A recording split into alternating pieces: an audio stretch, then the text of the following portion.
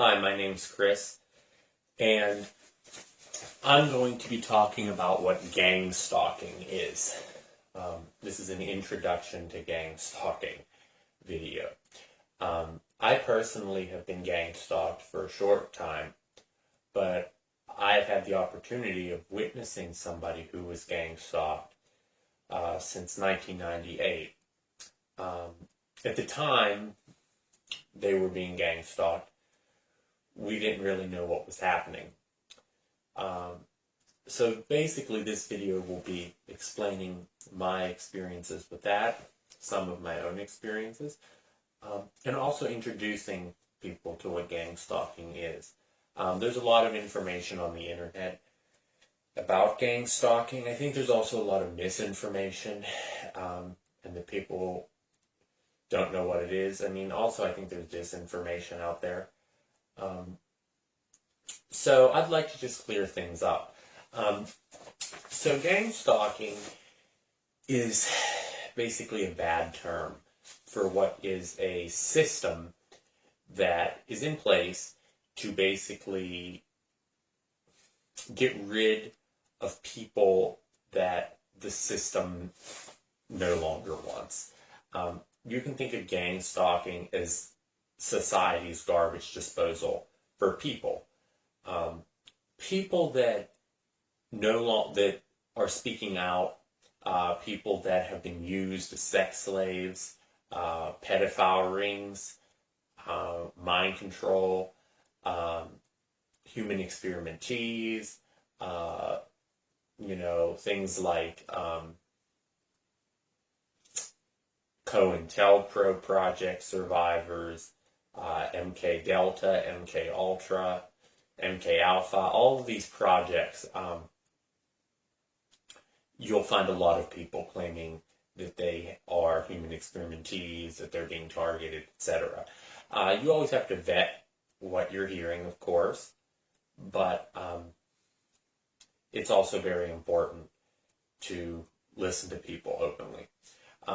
So as I said, basically gang stalking is there to discredit people, and that's the first phase, and destroy people. Gang stalking essentially follows a pipeline architecture in which people who have stable families, stable homes, are isolated from their friends through a variety of tactics. I'll be talking about some of them here. Once they are isolated, those same people then become prime candidates for gang stalking, and it's much easier for the perps. By the way, the perpetrators are the people who actually commit the gang stalking. You can think of them as the men on the ground. So,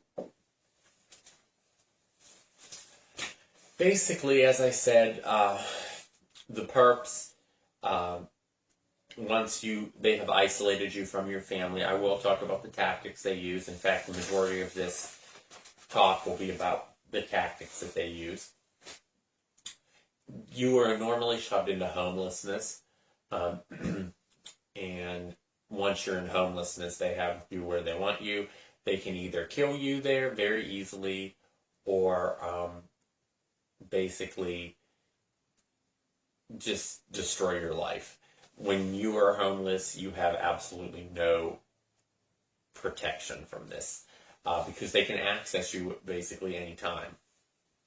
You have to basically live on the streets, on the roads, and it can be very difficult. I had been fortunate enough to not be homeless yet. My friend, Joe, who I'll be talking about later, sort of became homeless. I mean, he owned a home, but still was homeless. It's kind of strange. And you'll find that homeless people are not well received now because just of the society, we've demonized homelessness for some reason. So anyways, that's basically the idea. And usually those people, once they're in the homelessness phase, will be either controlled through the gang stalking system and kept in that phase, kept down, kept discredited, or killed. They will keep you depending on your situation. If you're an experimentee and they want to continue doing experimentation, they will allow you to live. If not, they're going to push you to suicide. So that's the general idea. It's basically a network of people that work to get rid of social dissent. They basically, like I said, are the garbage disposal of society. So it's a system to eliminate the waste, or what they feel is the waste of society. And it works very well. In fact, it works exceedingly well. Most people don't make it out of this, although the system will give you opportunities to exit. Many times my friend was propositioned to become a perp. They don't call themselves that usually, but and if he would have gone along with it, he was told that the harassment would stop. Basically, they will give people ways out of this. If you join them, you will have a way out. Of course, you're always living on the edge then. It's not worth it. I say keep fighting, but a lot of people say you should just give in. I would never be a perp, though. So, because after what I saw happen to somebody that I cared about and that I knew my whole life and grew up with, this man was my godfather, basically, but I couldn't imagine being part of something like that. So anyways, let's talk about the tactics that gang stalkers use to accomplish their feats. First, I'm going to talk about vehicle tactics. Vehicle tactics are used by perps to harass you. So basically, you will find as a target, I'm going to intersperse this discussion with my own experiences and with the experiences of my friend, and explain how this works. I've been looking online and there is really not a good video explaining how gang stalking works. They explain what it is, but not how it works. So this is really kind of a how it works video. So the vehicle tactics. A lot of times, like with my friend, like he knew his area very well. And you could tell, like, if you're in a small neighborhood, you know what cars are going to, who owns what cars, etc. And in his case, he started noticing a lot of other cars in the area that weren't anybody's, like none of his neighbors or anything like that. So that was an indication to him that something was going on. Obviously, any of these things that I'm saying, most of them anyways, could just be chance. So you have to consider that. But when you take it as a whole, and all of these things happening at once, the harassment and everything, it's not chance. That's the point. If any of these things are happening in isolation, well, of course, most people are going to write it off as chance. And that's what the system hopes is going to happen. But if you really take a look at it, you'll see most of this, when it adds up, is not chance. So anyways, like I said, he was around his home, and there were a lot of new vehicles that he was noticing around his home, constantly parked on his streets. When you're in a small street and you've seen the same cars mainly, not all the same cars, but mostly the same cars for so many years, and suddenly you're seeing all these new vehicles, that's an indication. Another thing that they would do to him particularly, and I'll be talking about this one, but this seems to be one of their favorites, is turning their high beams on. In his case, his house was like at the bottom of a hill, and the road came down and then he had a driveway. Well, I guess that doesn't really matter. Well, I guess it kind of does, but I'll explain that later. But the road came straight down to his driveway. Basically, it's almost like you couldn't even tell which was the road and which was the driveway, except there was another road here. So road, his driveway, and his house. And people would sit, the perps would sit up on the upper road here, and shine their high beams through his living room windows and through his house, keeping them up all night, etc. That's another thing they love, to make you lose sleep, which is a common tactic. Sorry, I had some technical difficulties and I had to restart the movie. Yes, high beams seem to be used a lot by them. Anything really they can, like horns on vehicles, anything like that. As I said, they would frequently shine their high beams in his house at night. As a way of harassing him, letting him know they were out there knocking on doors very softly at night, stuff like that. You'll see they try to force you off the road is a common tactic. In my case, that's never happened to me, but in his case, vandalism was extremely common on his vehicle. In his case, he had his tires slashed numerous times. His car was keyed a few times, locks glued shut, license plate removed, draining the oil or antifreeze over a period of time to destroy the engine is a common tactic. Taking things out of your home, like little insignificant items. They love taking insignificant small items that you'll know are missing, but the police won't believe are stolen. So, for instance, if they came in your house and stole your TV and you reported that, the police would probably believe that someone would steal a TV. But if you reported someone stole pens or something like you came in your house and stole your TV remote, they're not going to believe that. They're going to think that you, are crazy. So, that's one thing that they do. They'll take things like that, like your TV remote, and it'll disappear, and it'll show up in your car. Or things from your car will show up in your house. Stuff like that. Usually, in my experience, this may not be true for everyone else. In my experience, from what I know, is they don't usually do things like you would expect, like cut brake lines, or things like that you would expect them to do to kill you. They don't seem to do. It seems to be little, because I guess that would leave evidence. It's like little things that they do that aren't believable but add up to something. It's kind of like the whole is greater than the sum of the parts. So those are things that they do to your vehicles or do with vehicles. A lot of gang stalking will be done face to face. What you're going to find is that in cities or medium to large cities, you're going to find a lot of technology used. It seems like the gang stalk. I have not experienced technology. It seems like the gang stalking system uses electromagnetic technology to control people.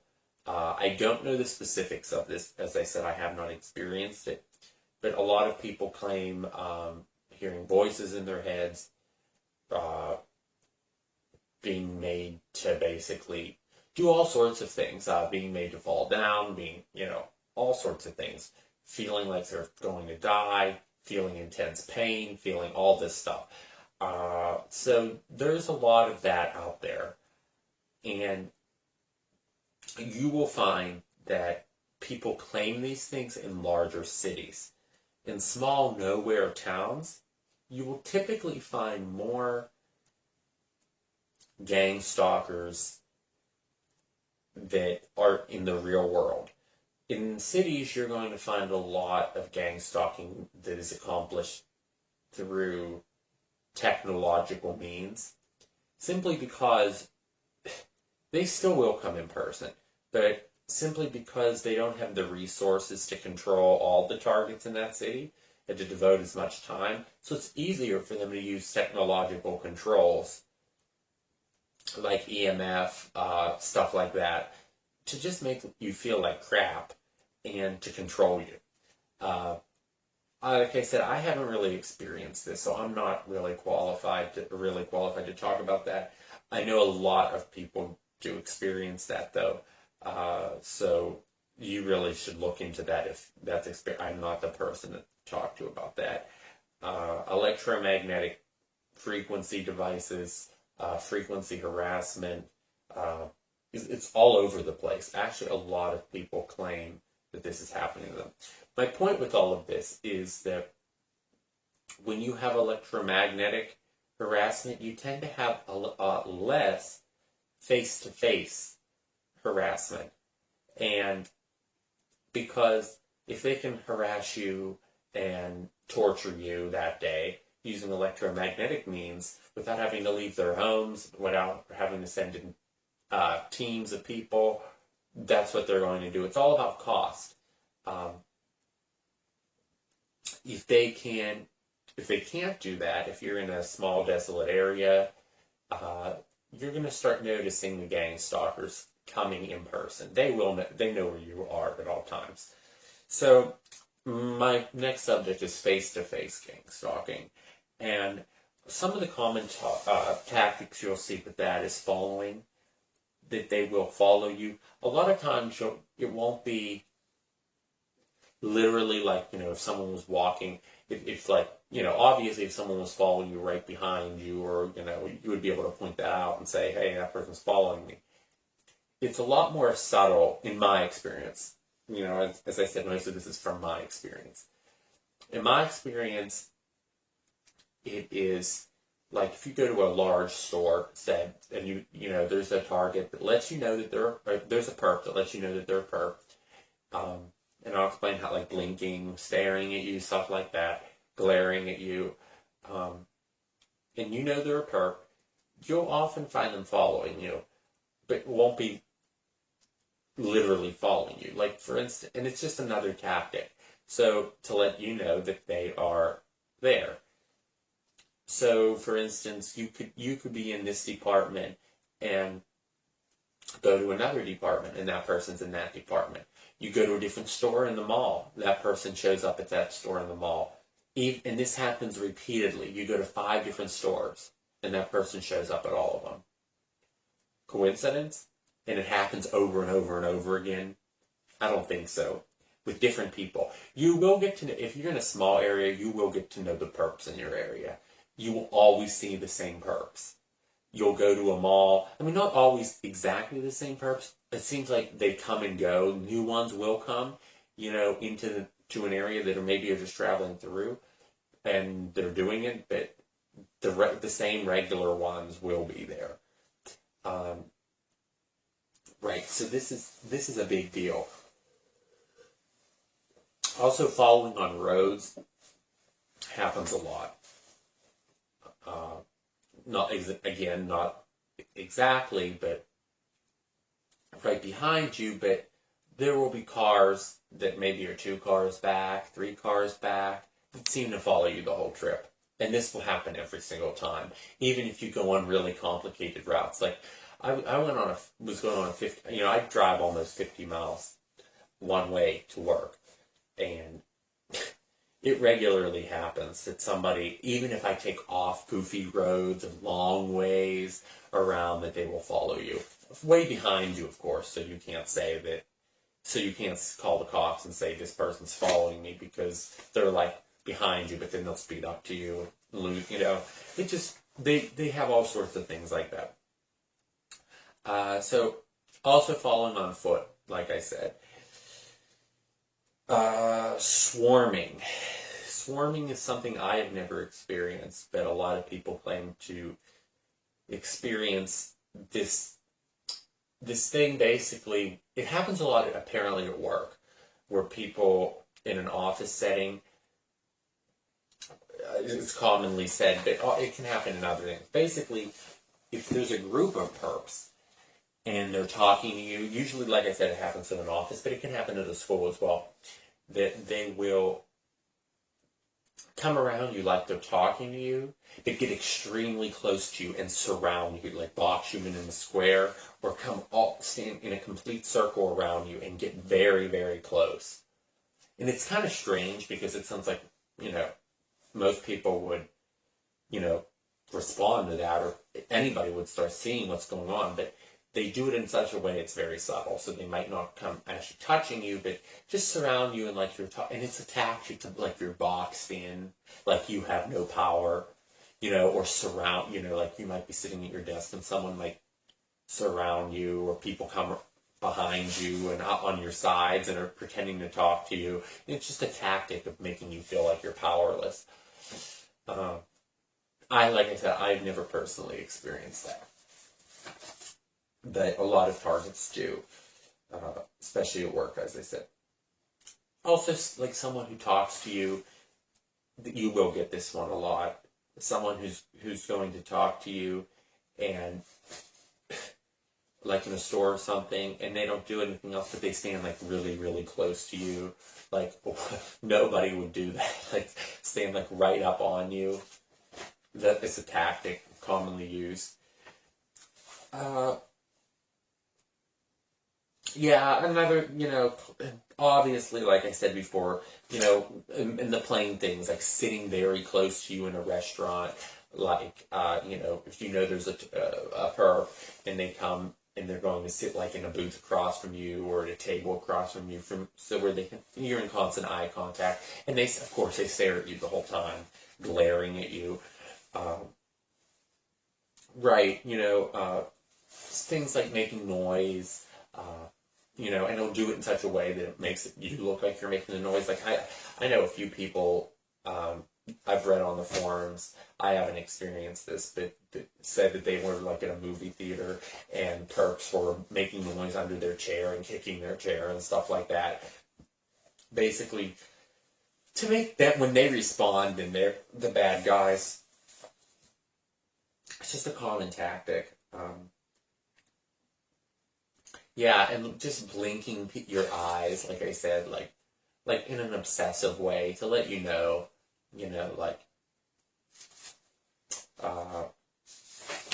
that's a common tactic also.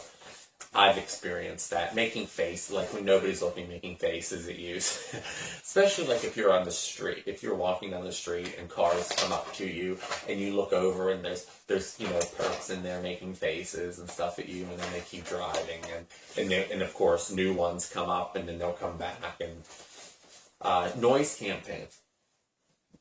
Yeah, so this is, like I said, my friend who's a real gang stalking story. I'm going to talk to you about serious gang stalking, I should say, heavy, who they actually did win against in the end.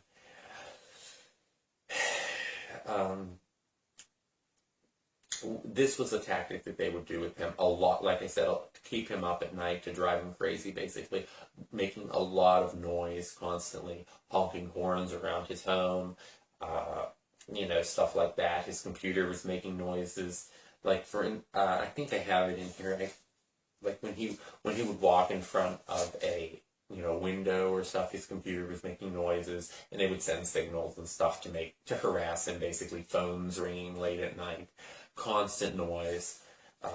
Also, generally, and it's meant to disrupt your sleep, but it's also meant to scare you. Like constant screaming outside his home, people walking near his home and talking very loud or yelling, just to disrupt him and let him know, even in his own house, he was constantly being listened to and monitored.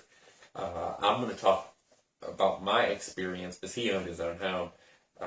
Also for him, and this was a big one, honking horns and hanging around a certain area and squealing tires. In his case, I don't think he had any tires that were squealing around his house, and I think that they kind of avoid that, because when you squeal tires, you usually leave it tread marks, and they don't like to leave stuff like that behind that will give you proof of what's going on. So it's all done without proof to make you look like a nut. And when you record it on your phone or on on a video camera and you put it on the internet, people just say, "Oh, you're an idiot." That's just, people squeal tires all the time. People yell outside your house all the time. People wink at you or follow you all the time. I mean, this stuff happens. You're just exaggerating. You're not being gang stalked. But in reality, when you add it in the totality and it's going on every day, it's gang stalking. That's what it is. It's these little things that let you know. And they'll come right out. I mean, some perps will come right out and tell you. And everybody seems to be experiencing the same thing. And it's not just like you're crazy and you're just imagining this. I mean, people making faces at you in public. So as I said, and especially the apartment noise stuff, like you'll have, when I lived in my apartment, I mean, they would do stuff that scared the shit out of me. I mean, I was in a high-rise building, and I was up on the 7th floor, and even though I was up on the 7th floor, the building kind of sat like below, like down here, and and here I was up on the 7th floor, but across from us, like almost on the same level as me, was a parking lot on like a little bit on like, here's my building, there was like a hill and then it went back up like this. So they were like, the cars sitting here were almost like on the same level with me.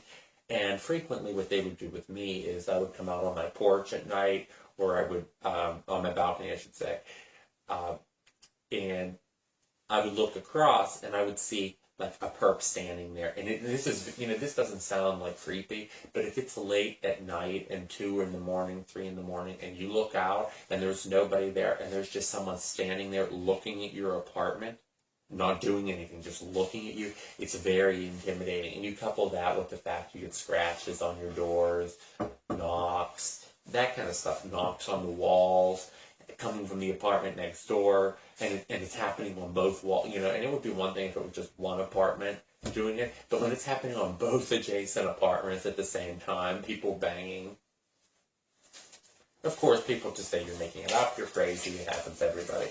People banging on both walls at the same time and scratching, I don't think so. So, like I said, tapping on the walls in the middle of the night, hammering, upper and lower apartments and both apartments on both sides. It's almost like people would be like with a broomstick or something, like on all sides. Like, it's like unbelievable. I mean, sometimes the expenses that they go through to do the shit that they do is unbelievable. That they must have rented the apartment below me and above me and on both sides, or just recruited these people in some way. I mean, it's unbelievable. I mean, and when you tell this to people, it just sounds fantastic, and people think you're making it up. And if you think I'm making it up, I don't care, because you're just a perp, or you're an idiot.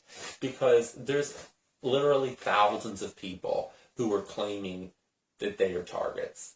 Okay? And I've seen it firsthand. And if you don't know, and if you haven't seen it firsthand, and with all of the people claiming what they're claiming, you're just ignorant. And I don't have time for that.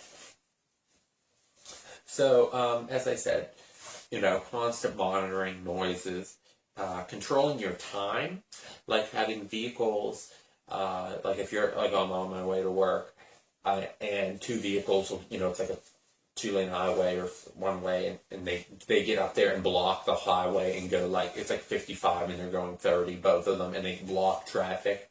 I mean, that's the kind of shit they do. Or like they'll get behind you, in front of you, and on your side and like force you off the road. Those kind of tactics. Like I said, I haven't had that happen to me, but my friend, I believe that has happened to him a few times. I haven't talked, by the way, this person, I have not talked to him in over a year now, because, as I will get into the story, so I do have to kind of remember some of the things that happened to him, because they did basically win with him. So, blocking you in is another tactic. Like if you're at a store, someone comes behind you, people stand behind you, perps will stand in front and behind your car and just talk and act like they're having a conversation, and you can't get out, and you're sitting in there and you're acting like crazy to get out of the spot, and then they act like you're crazy. Meanwhile, they're like just doing rude things like that. Very inconsiderate. Like who would stand in front of a car that's trying to back out unless you wanted to get run over?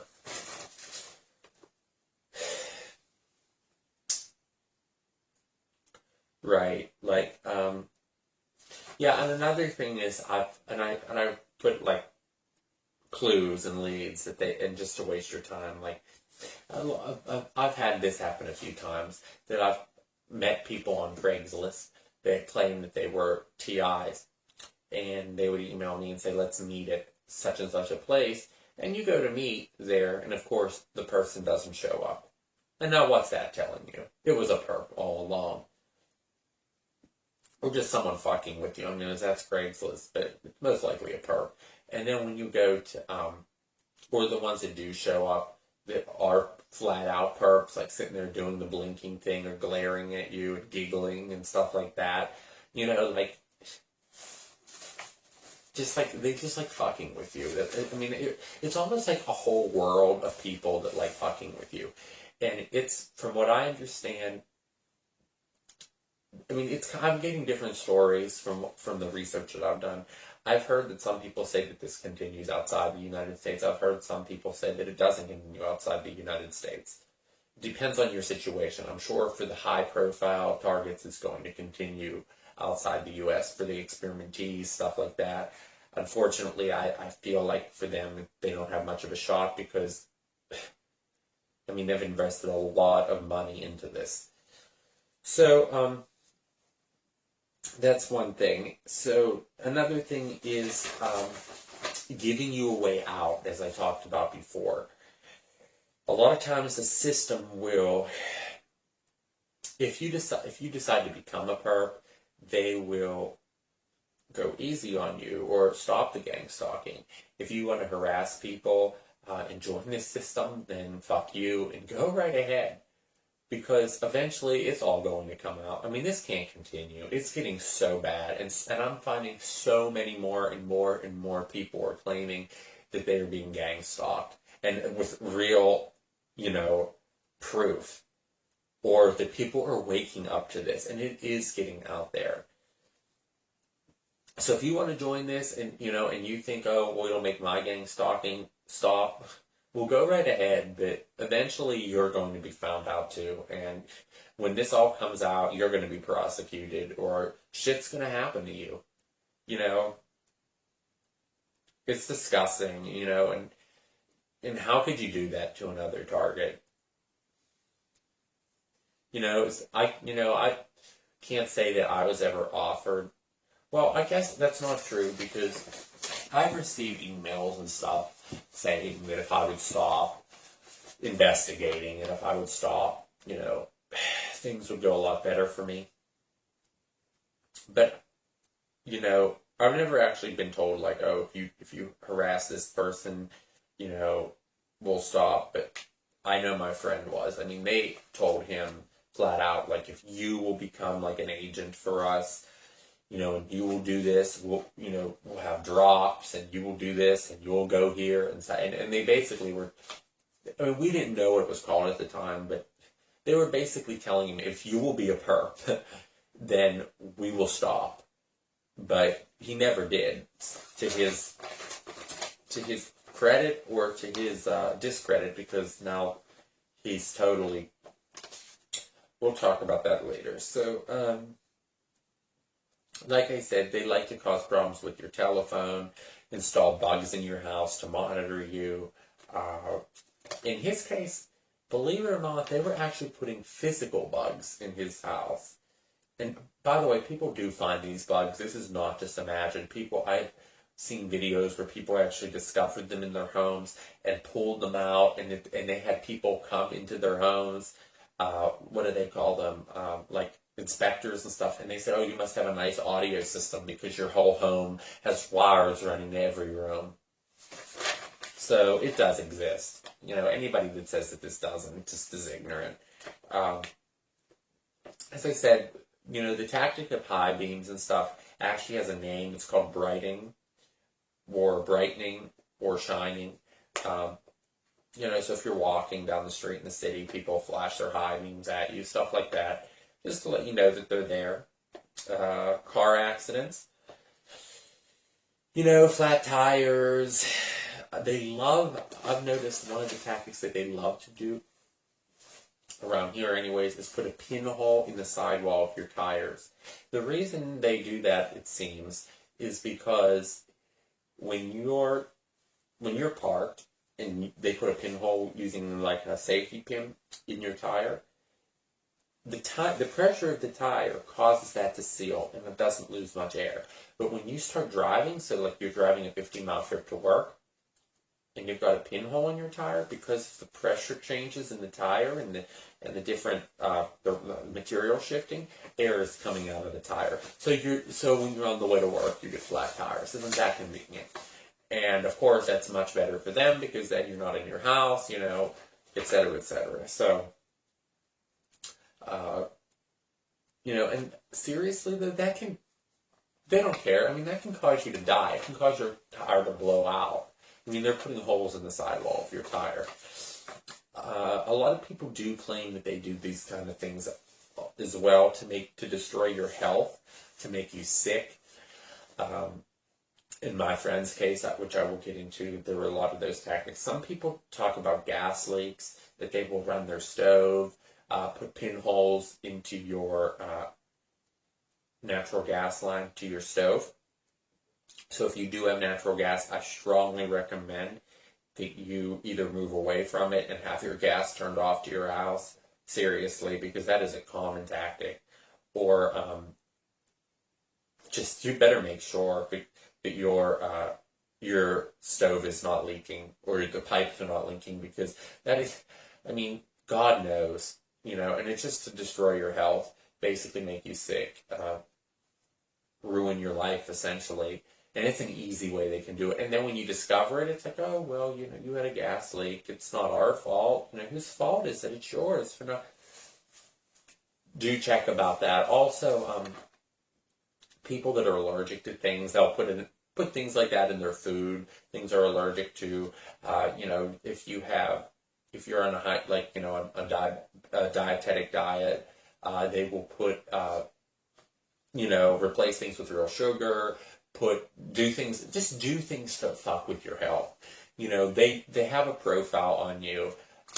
If you're in this system, they have built a profile on you, gone to your doctors, they've got all of your info. I guarantee you, they know what's going to fuck with you, and they will use it. So just be careful. And it seems like locks on doors don't really help, stuff like that. I don't understand how they do it. I don't know if they pick the locks or what. But in his case, it seemed like they were always in his house. I mean, he had like 3 deadbolts, 2 deadbolts on a doorknob, and he wasn't doing a damn thing. He had he had bars on his windows, and they were still getting in. So you just explain that, things missing, things disappearing from his house, things coming to my house, things coming from my house to his house. He was living in his car, okay?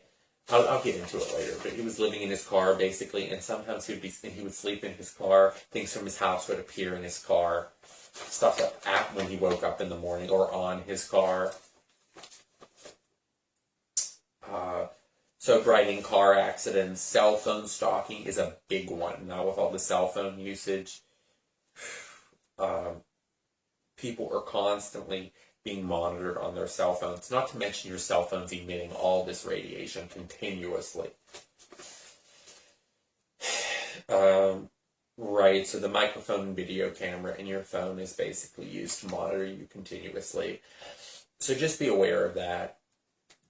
Because you don't think, and the people that do this in these groups, it's not necessarily the government per se, but they seem to have unbelievable access into cell networks and stuff like that. And obviously this is all proven. The NSA has just been caught monitoring everybody's activity. So you don't think that they can do this to you?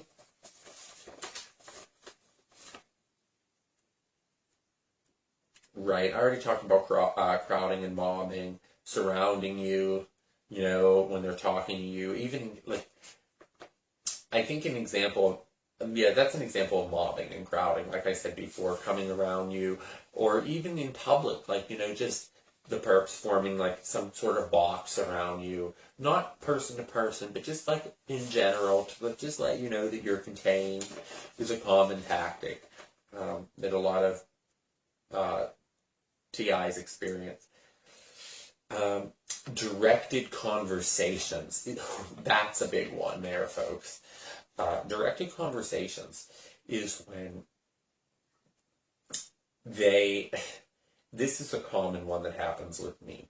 If I'm on the phone and I discuss something with someone, okay, and it can be something very obscure that no one else is talking about, like, a death in my family or something, and, not something national. Obviously, if it's national news, it wouldn't be odd if someone else was talking about it.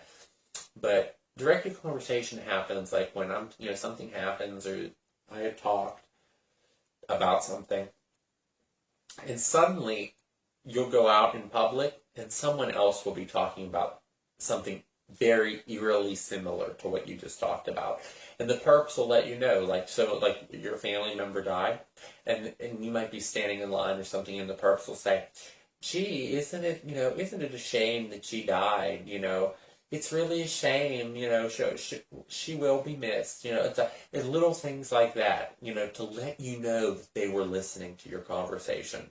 Or, you're looking at a car or something, and they'll say, yeah, I'm not sure if I want to go with that, just it's a conversation to let you know that they know what's going on. You know what I'm saying? It wouldn't, anyone else listening outside of the conversation who heard them talking would think, oh, these people are just having a conversation. But for you, it was done on purpose to let you know that they were listening to your activity and that they know what's going on, and that this whole conversation they're having is contrived to let you know.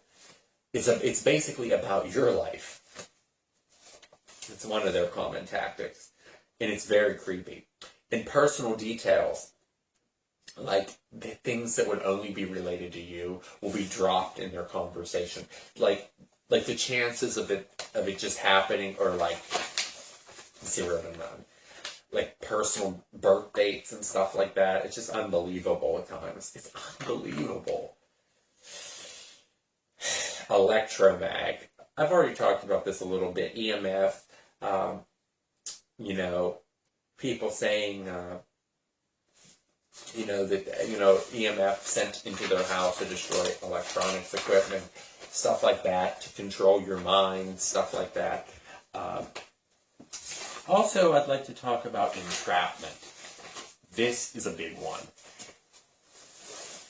They seem to know how to get you into compromising situations.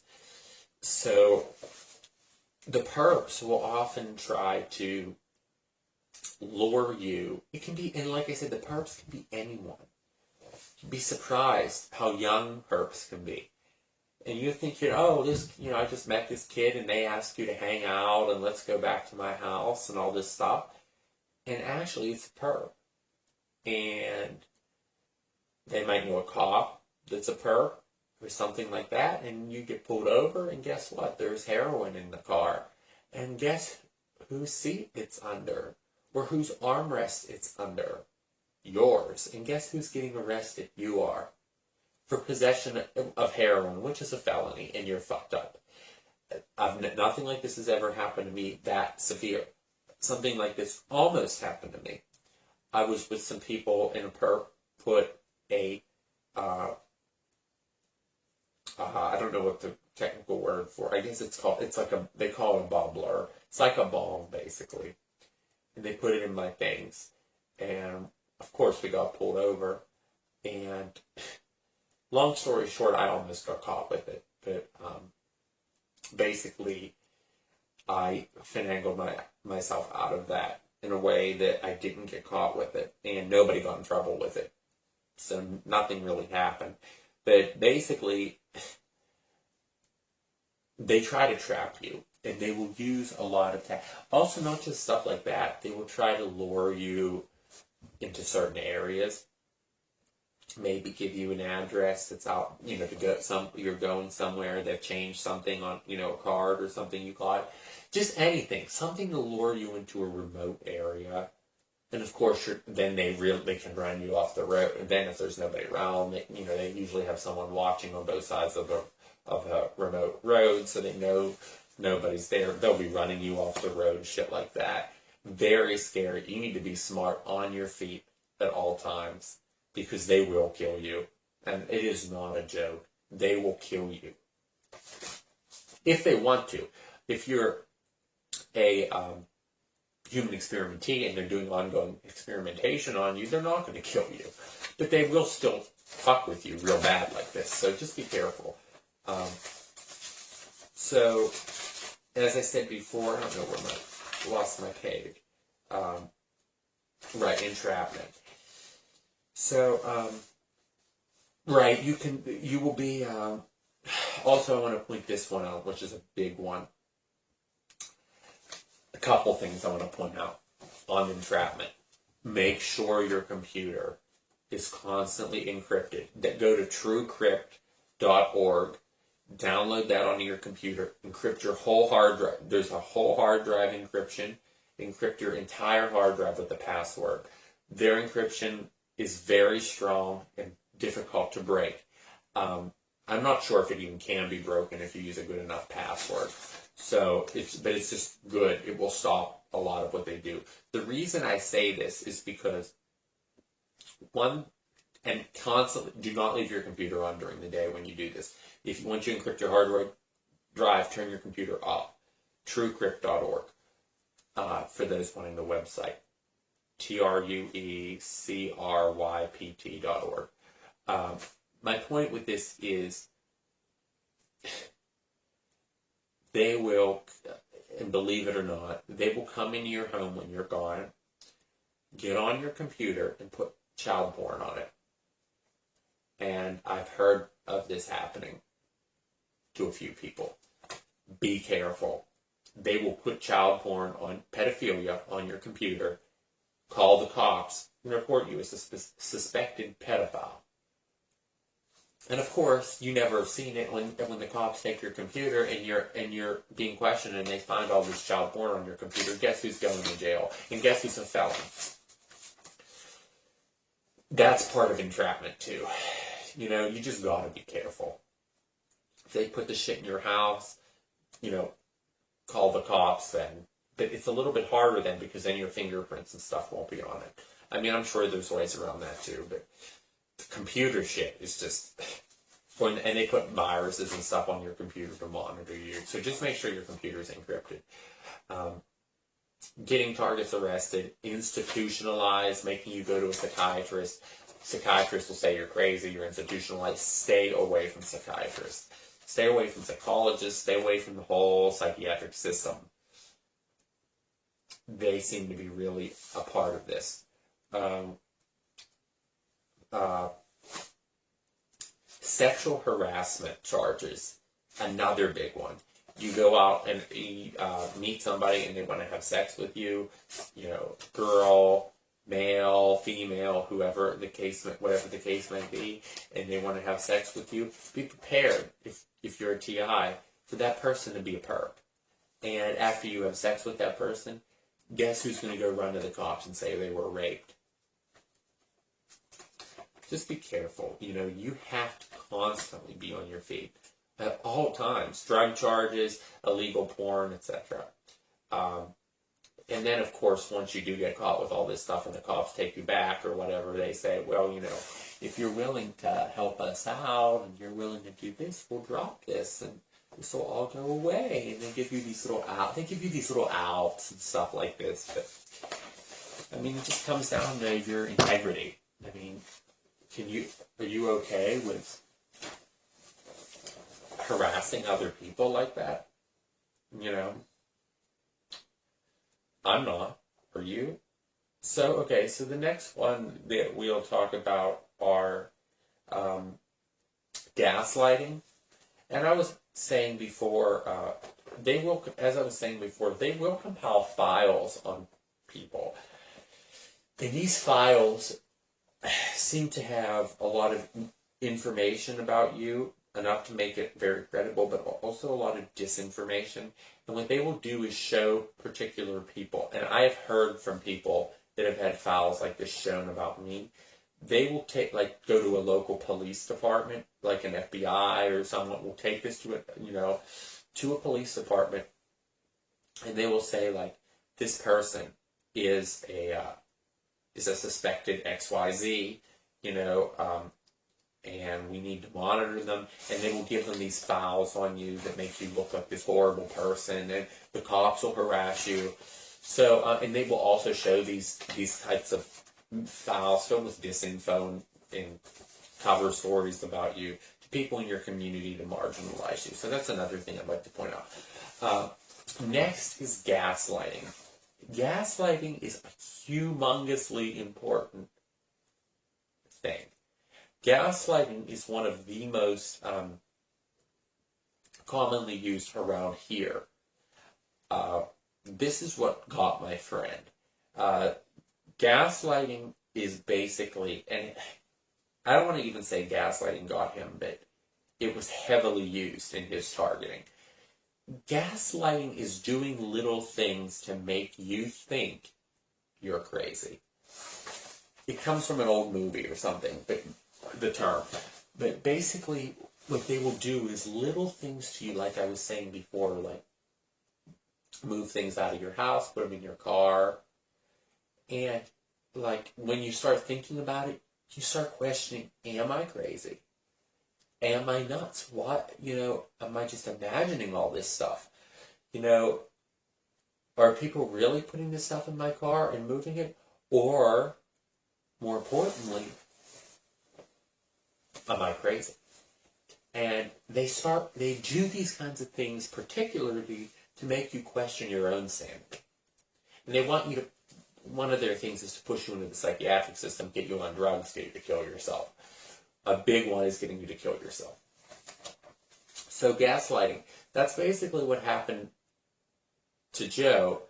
Is, in his case, they were actually bringing, I know I'm kind of interspersing this with his story, but basically they were bringing spiders and bugs into his house. And he kept thinking, and what he would do is he would go to the doctors, and he was getting bites all over him. And the doctors were and they weren't finding the bugs.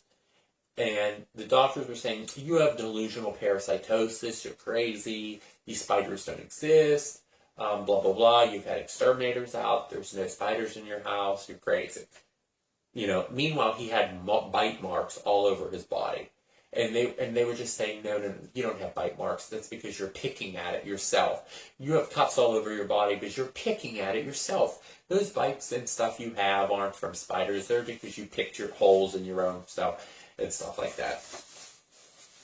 And it's done to make you look like you're crazy and to make you think like you're going crazy, which is what was done to him, to make him seem like, I'm not.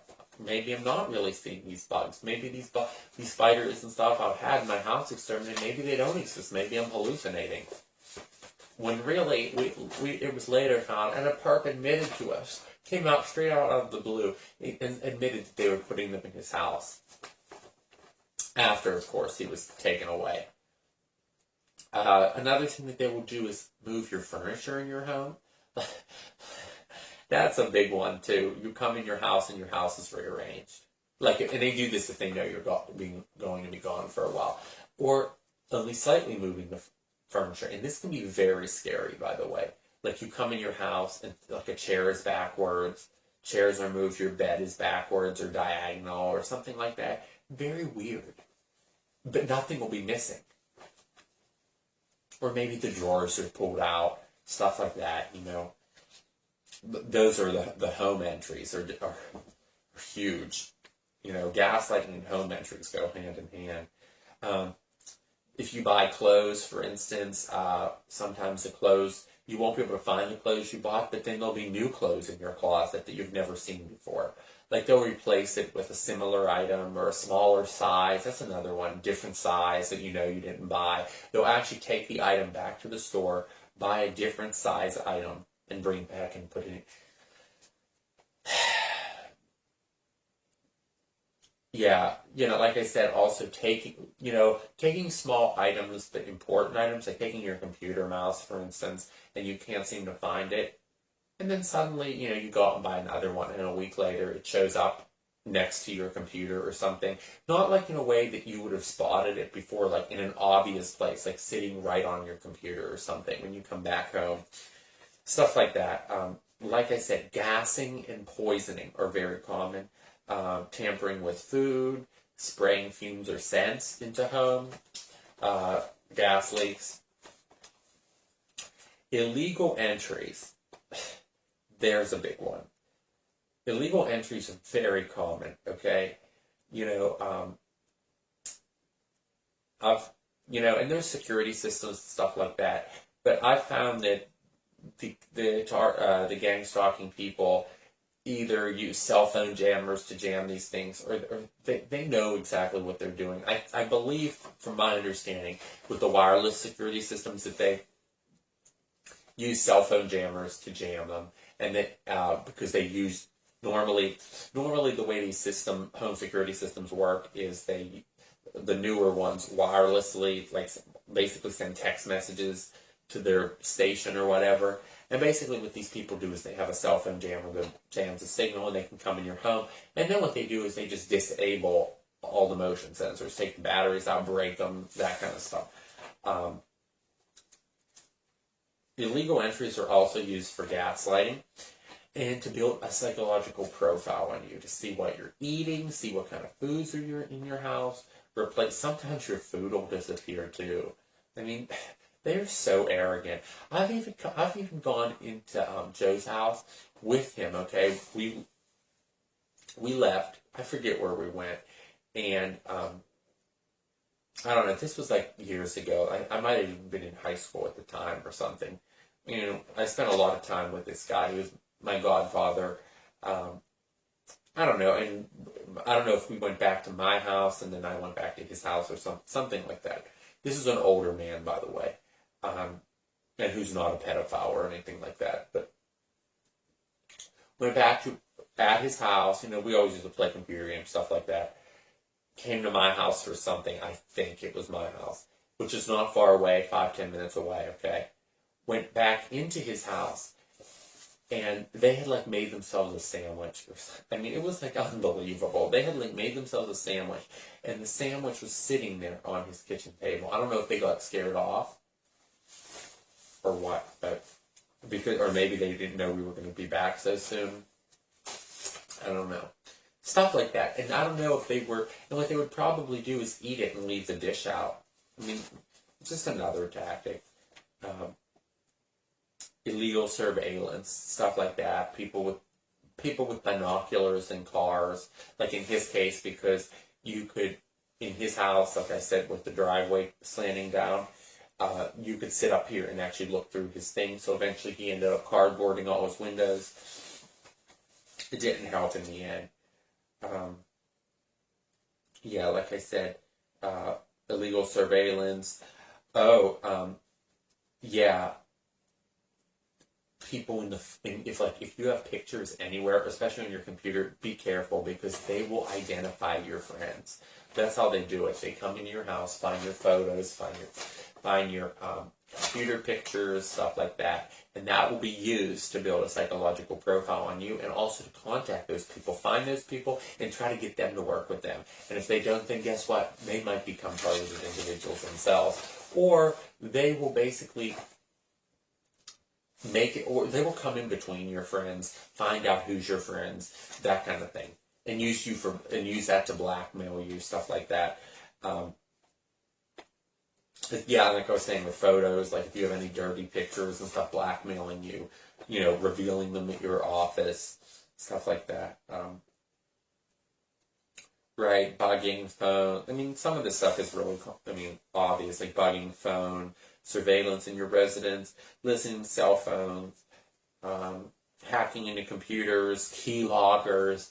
I mean, honestly, I think the best thing to do is go on the internet, download a copy of Linux, and just wipe out your computer operating system. Once you have that installed, install TrueCrypt immediately, encrypt your whole thing with like a random password with symbols and random numbers and stuff. Check to make sure your keyboard's doesn't have hardware bugs, and then constantly turn your computer off when you're not using it. That's one good way to keep them out of your computer. So intimate infiltration is when they come and try to build intimate relationships with you. Perps will try to be your boyfriend, be your girlfriend, and really it's just a perp. And they will break your heart, get to know your personal details, stuff like that. I mean, it's almost like you can trust nobody. It's so sad. You can really trust nobody. I mean, even your best, closest friends can be not consciously become perps, but help this. As I don't know if I said in this video or the one that got cut off before, a lot of perps don't know. I believe a lot of people that are the perps that we see don't particularly know all the details of the gang stalking system. Some definitely do. Some are active perps that they know exactly what they're doing. Other ones seem to be more passive perps. I would say passive perps are people that have just been seen your file, the cops that have been told by the real perp, the active perps, what your the cover story about you. And these are the perps that, are just in your community, and they hear all this shit about you, and they think you're this nasty, awful person, so then they harass you. Those kind of perps. There's other perps that are really involved in the gang stalking system, that know the system, know what it is, know how it works, they're in the computers, they're doing that kind of stuff. That's a whole different class of perp. So, right, and the intimate infiltration usually is going to be done by an active perp. If you do have a girlfriend or boyfriend, they're going to break that person up, or they're going to try to use that person to get at you. So it's almost like, unless you really trust that person, you need to get out of that relationship. And just be on the lookout for, even if you do trust them, be on the lookout for signs, because you never know. I'm going to also talk about, after I talk about the tactics, why someone would want to be a perp, which is very important. Okay, so isolation. Isolation is very important. This is the process of isolating you from your family, friends, members, co-workers, spouses, and basically, like I said, slanders, use lies, fake files, sabotage. It's very important for them to succeed that you have no support network. Because if you have a support network, it's a lot easier to cope with this bullshit. You can just laugh it off, and you have someone's house to go to, and other people, you've got witnesses then of the stalking. If you have witnesses of the stalking, it makes it easier to go to the cops because you've got someone there witnessing with it. If it's just you and you're saying, oh, this disappeared from my home, it's not likely you'll be believed, especially if they've seen your file or, whatever. So mail and email tampering, a lot of TIs complain of this. People's mail being stolen, mail being delayed, mail being opened. That's another common one, is that they not only will they steal your mail, but they will actually open it, read it, put it back in the envelope, and put it back in your mailbox. So when you go to get your mail for the day, your mail's already been opened and read. Like, not just like you don't get it, it's been actually opened, read, and you tell the postman, and then they act like you're crazy because they act like you opened it. And then even if you leave it in your mailbox, I'm sure they'll claim that you did it and put it in there. And it's very difficult to record them doing this because they seem to know so much about what we do and monitor us so well, and know, from the home entries and stuff, they know what kind of cameras we have and what we're doing. It's very hard to catch them in the act of those kinds of things. Mimicking. Mimicking is trying to copy things in your life. This is another tactic that they do, like things that you're doing, like if you're in a restaurant, they'll order the same things as you. Like if you're sitting in a restaurant, you'll notice someone put salt on when you put salt on, drinks when you drink, mimicking. Another common tactic used. Like I said, ruined relationships. Sensitization. Sensitization is a word that describes the process of being sensitized to certain stimuli that would not normally affect you. So a common example of this is normally if you heard somebody cough, you probably wouldn't think anything of it. A TI, on the other hand, who has been sensitized to a cough, will know that's a perk. How does this work?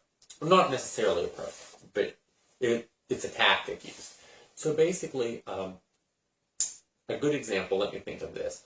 Say you were, and this doesn't involve gang stalking, but I guess it kind of does. Say you were raped and you had a sock stuffed in your mouth.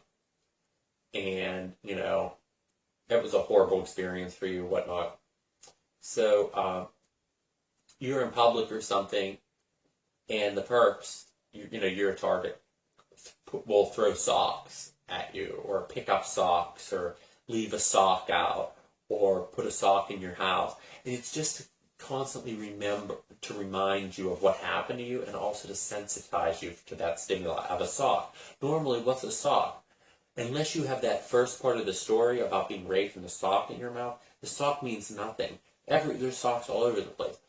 The same thing goes with coughing, and stuff like that, sneezing, blinking, winking, stuff like that. They can sensitize you to those stimuli to make things that seem normal, like wiping your nose or pulling your ear or something like that. A perp will do that enough to you and scare you enough so that basically when they do it, you know that they're a perp and they're fucking with you. So they don't even have to do the negative shit. They just do that and it brings back... It's like conditioning, essentially, in a negative sense. To torture, it's another form of torture. Okay, so censors, used to monitor, slander... excuse me, it's like really late. It's part of being gang stalked. And of course, here we go, sleep deprivation. Yeah, because when you are deprived of sleep, you are going to react in a certain way to certain stimuli. And don't say that that's not true.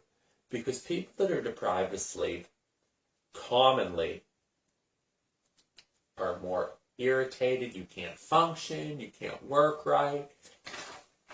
It's commonly used, keeping you up at night, causes you to get in car wrecks, etc. And you might not seem bad, but for someone who's a target and you haven't slept good in months, maybe years, sleep deprivation can be a real factor, especially... God, I feel so bad for the homeless TIs. I mean, and a lot of us will end up there anyways, but it's so scary. I think homelessness is so scary. I'm not saying that I think homelessness is a bad thing, because a lot of people have no other choice. But it's scary to me. I find homelessness very intimidating. The idea that there's people...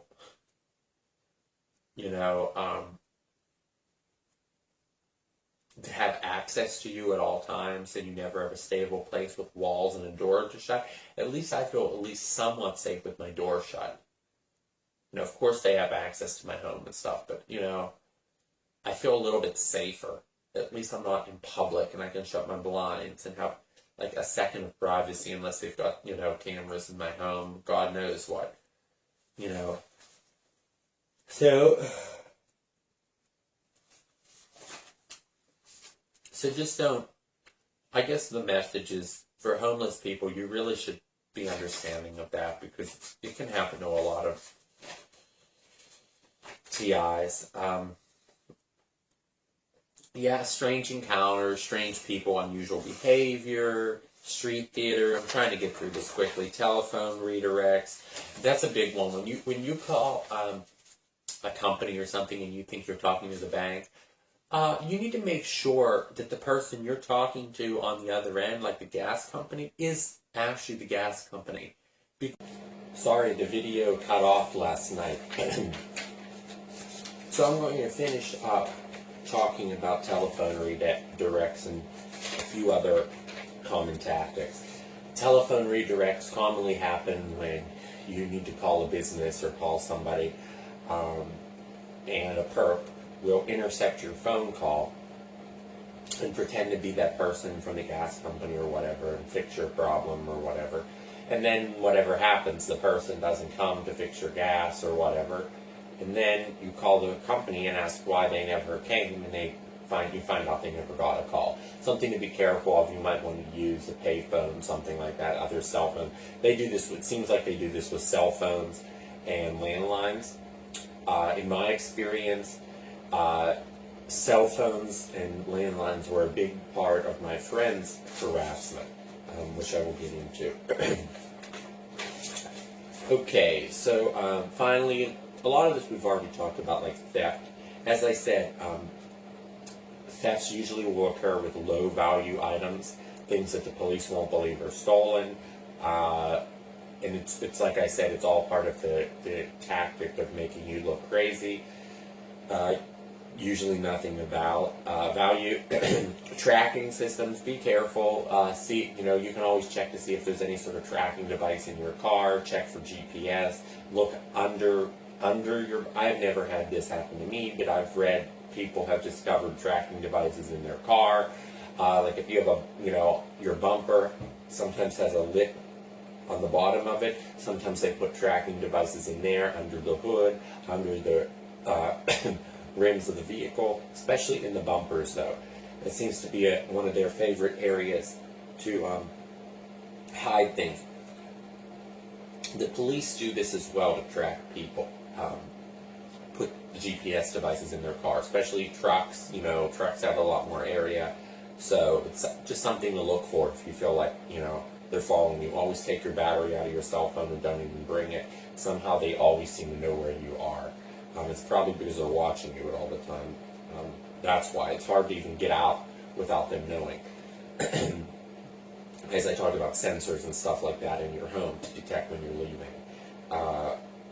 So vandalism, this can be things like broken door handles, knobs, slashing of tires. Like I said, they usually try to avoid doing something like slashing your tires because that's more obvious to the police. Usually it will be something like using a pin to put holes in the rim. At least in my area, it may differ in your area, but it's usually around here putting holes in the sidewalls of your tires with a safety pin, so only the tires deflate when you move. That's one thing, and usually because it's in the sidewall, you can't fix it. Sometimes, I would recommend you don't even take it to a shop. Sometimes that fix-a-flat stuff works for small holes, but I can't even guarantee that either. And a lot of times people say that's very dangerous because then it weakens the tire and your tire can blow out while you're driving. So it's just something to be aware of. Other tactics that are commonly used is voice to skull, also known as V2K. A lot of targets describe this experience where they hear voices in their heads. And of course, when you tell a doctor or other people you're hearing voices, that's the number one thing they think of is that you're nuts and you're psychotic and you're hallucinating and you're hearing voices. And obviously this is why they do it. And a lot of the voices will tell you, from what I've heard, call you names, threaten you and stuff like that. But the reason that people know that they're not their own mind is that the voices will often use expressions that they've never heard before, words maybe they're not familiar with. things like that let you know that it couldn't have been coming from your own mind. I mean, how would you know an expression you've never heard before? And then you go on the internet and look it up. And apparently this is possible. It's documented. There are numerous videos about this subject where people who have been threatened and are TIs basically have gone and investigated it, and they have determined that this stuff does exist. So, I mean, you can look on the internet, and people have done meticulous research on V2K. I mean, there are, as I said, that Jesse Ventura episode, I'm not sure about the whole thing, but they talked about there in that episode that some of the people there had worked on developing the technology, and I guess it's used in the military, that they actually have it in a small scale, that somebody can stand in front of this metal plate basically, and they stand there and they can project things into your head, stuff like that. So you don't think that that can be done on a large scale. So, and another one, I should put this with the telephone stuff, but wrong number calls is a big one. You will get an increasing number of wrong number calls. People saying, oh, I'm looking for so-and-so. Oh, I'm sorry, I have the wrong number. You know, and that happens to everybody, but when it starts happening 20 times a day, you know, and, you know, in my friend's case, they actually, I don't know how much I'll be able to get into his story, but how much of I remember all of the things that they've done, but they were putting signs up in a major city with his number on it, and he was basically getting all of these calls and threats and all this stuff, and it seemed like no matter what he did, change his number and everything, it was continuing. So anyways, that concludes my part of the video about the tactics used by gang stalkers. I'm now going to start talking about my personal experiences with gang stalking from the point of view of my friend. As I said, a lot of the things that I did talk about in the tactics, I'm not familiar with everything. I'm not particularly familiar with the V2K, the EMF stuff. I've never experienced that. Like I said, a lot of targets do, though. You'll find all over the internet targets documenting their experiences of V2K, and that does not, just because I don't experience it doesn't mean it doesn't exist, and just because you don't experience it doesn't mean it doesn't exist. And who's to say with this system what they're capable of or not capable of? So that being said, I'm going to start talking about his experience. So this man, whose name was Joe, was my godfather, used to be a employee or co-worker of my dad's in the school system. This man was about 10 years, well, a little, maybe older than that than my dad, like maybe 15 years older than my dad. So he retired before my dad and everything like that. But anyway, so he used to, he lived near my dad, always coming to our home. And him and I became really good friends. Like, I kind of lived in an isolated area, so this man and I had some, we did a lot together. He was a single man and stuff. He didn't really, have many friends or anything. So, it was just like, before you start thinking, he never raped me, never anything like that. So, we were good friends and stuff. He basically raised me in a lot of ways. So, we spent a lot of our time together. He was before he got into teaching, he was in World War II. I guess he was a mortician or something. He wasn't actually in the line of combat. After he got out, he had met several other people that had been in World War II in his area, and one of the men was named Roger, and this guy had basically, everyone wrote him off as crazy, and basically, I don't know, I guess you would even consider him a target way back when, like back in the 70s. I mean, this guy everyone considered was nuts. Nobody believed him.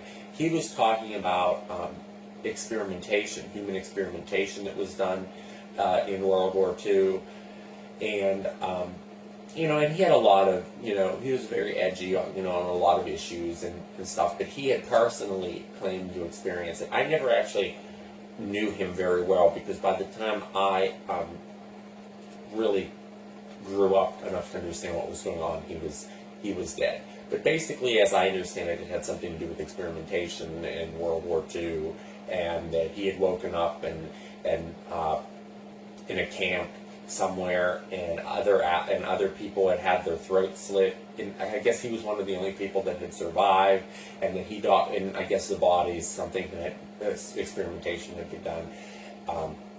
And so, just very strange things like that. He talked about chemical weapon experimentation and on the corpses and other stuff. And I guess after doing a lot of research about it, we found out we found other people that had claimed similar things than him. So anyway, my friend Joe had advocated for this person and had done a lot of research on what he was claiming. So, long story short, this guy, Joe basically met this guy, and they developed a friendship. And basically, Joe took him in, gave him some support, helped him get housing and stuff like that. The problem is the gang stalking system does not take kindly on you doing that. And so after Roger died, in kind of strange circumstances, I might add, he did not drive and basically was found dead in another city. And they claimed that he had a heart attack, but he had no reason to be in that other city. So, very strange. So anyways, and by the way, just when Joe started advocating for him. So that's important to remember. But also, when this was about 15 years ago, after he died, Joe decided that he was going to continue exposing this, and Joe really started getting into these kind of specialized subjects like experimentation, things like that. And he was doing local campaigns to let people know about it, passing on information. We have a huge flea market out here. He would, and it was like $10 to open a stand. It was like, it was nothing to have it put up the table. And basically what he was doing is he was going to these flea markets, passing out tons of information about this, raising awareness of we didn't know it was called gang stalking, but he knew that Roger had been intimidated. Sorry, I was interrupted again. But he basically was doing a lot of activism to raise awareness of these issues, and he was raising awareness of the intimidation Roger had experienced. He was trying to have his family file a lawsuit on his behalf. And that's when the gang stalking really started with him. And what it seemed like was they knew that he was lonely and wanted a friend. So, or not wanted a friend per se, but just was a lonely kind of guy. So they had a perp come in and that he never had met, and who claimed to be this woman who was writing him from another city. Long story short, what started happening was he was divulging personal information, telling her about this, and I guess I guess that's how they built up a profile on him. And meanwhile, he was well known in his community. So basically what started happening is people started saying that he was nuts. God knows how they did this. It was probably perps spreading disinformation about him. But people started saying he was nuts. Things like that. Then what they started to do to him was this was a long time ago as well. They first, before the spider thing started, they started putting signs with his phone number in a major city around here. And up on telephone poles, there was actually yellow signs that said, "I'm looking for this person, call me." And it was his number, and he had no idea about this. And there were people calling him, threatening him constantly, a lot of prank calls from pay phones, and of course the cops did nothing about it. So changed his number, it seemed to continue. Meanwhile, him and this quote-unquote girl, pen pal, had never actually met. So, just a lot of weird harassment started, people telling him to back off, and he knew that he was going to be intimidated by the system, but he didn't know how bad. So basically it continued, the harassment continued, a lot of phone calls. Then, like I said before, what they would start doing was sitting up on that hill, flashing their lights in his house, never letting him sleep, honking horns. Things started to go missing from his home, reappearing, disappearing. Things would disappear out of his house, go into his car. A lot of home invasions, scratching on his walls at night. Phone calls from pay phones, of course, with threats. Phone calls from untraceable prepaid phones with threats. People telling him he was going to die. His car had been run off the road. At one point, his gas tank, he had to have his gas tank drained, his car towed. His car had 8 gallons of water in his gas tank. I guess his gas tank had been low and they put a hose in, and they actually drained it out, and there was 8 gallons of water. All 4 tires were flat on that occasion. On other occasions, they would do the pinhole trick in the tire. Tires would go flat over time. This went on for years, okay, and it was continuous. Continuously people watching, surrounding his home, walking around, and he lived on this little desolate street in the middle of nowhere. I mean, there were neighbors, but there was no reason for a lot of activity. There had never been a lot of activity, and suddenly there were people walking up and down his sidewalks, continuously around his home, and stuff like that. And if you go and tell the police this, they think you're crazy. So, and he did keep reporting, kept filing reports, and of course, when you start hearing all this stuff, the cops think you're nuts.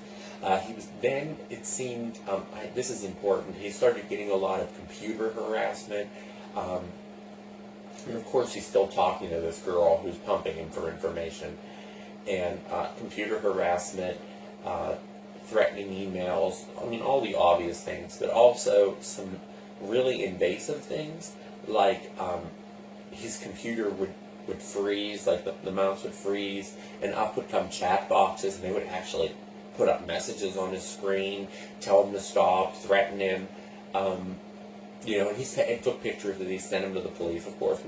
They did nothing. Literally threats popping up on the screen. And they, we had looked into it, how it was happening as well, and we found that there had been remote access tools and all that stuff put on his computer. So that was a big one. He was afraid to sleep at night. On one occasion, he had a gun in his home, and just a pistol. And on one occasion, he came home and he found on the side of his wall a bullet mark, like a scratch on the side of his wall, and it had gone through the neighbor's patio window, and I guess the neighbors weren't home either, like the patio, I should say. It blew out the patio, not completely shattered, just made a pretty good sized hole in the glass, and it had lodged itself in the brick of their wall, of their sunroom. So, and of course, how was he going to explain this? Because a bullet fired from his gun had grazed the wall and gone through theirs. And of course, when he went in his house, his gun was sitting there assembled, because he kept it disassembled. So they had fired a shot through, I guess they'd monitored the neighbors to see when they were there, shot through his thing, And of course, then what they started doing is telling the neighbors things about him, saying that he was accusing the neighbors of stealing and doing this stuff to him, but he didn't know exactly what was going on yet. You don't know what, you're kept in the dark. The neighbors were saying that, then of course then they get the neighbors pissed off at you, and I don't want to say they're perps, but they become like perps, and they start, shaking their fist at you and hating you and stuff. So basically, because of what they did, they spread hate everywhere about him, The neighbors were spreading stuff. He was accusing these people. They were accusing him. They were telling other people.